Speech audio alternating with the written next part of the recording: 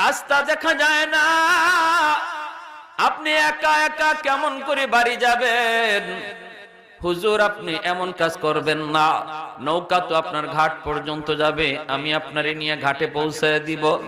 আল্লাহর ওলি ডাক দিয়া বলেন, মাঝি এ বাবা তুই বুঝবি না, আমাকে এখানে নামায় দে, আমি হাওর পাড়ি দিয়া বাড়ি যাব। যদিও হাওরটা অনেক বড়, তবুও কোনো অসুবিধা হবে না, আমার কোনো ভয় নাই, ভয় করার কোনো কারণও নাই, আমাকে এই জায়গায় তুমি নামায় দাও। মাঝি কই, হুজুর একটু চিন্তা ভাবনা করে আপনি একটু কথা বলেন, একা একা এত রাত্রে এত বড় হাওর কেমন করে আপনি বাড়ি যাবেন? হুজুর বলেন, বাবা এত কিছু বুঝবি না, আমাকে এই জায়গায় নামায় দে, নামায় দে। আল্লাহর ওলিরে নামাইতে মাঝি বাধ্য হলো। এইবার মাঝি মনে মনে কয়, আমি একটু দেখবো, আমি হুজুরের পিছনে পিছনে যাব।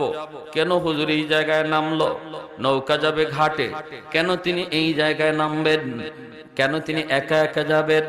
আমিও পিছনে পিছনে দেখব। হুজুরকে নামায় দিয়া মাঝি নিজেও পিছনে পিছনে নামলো।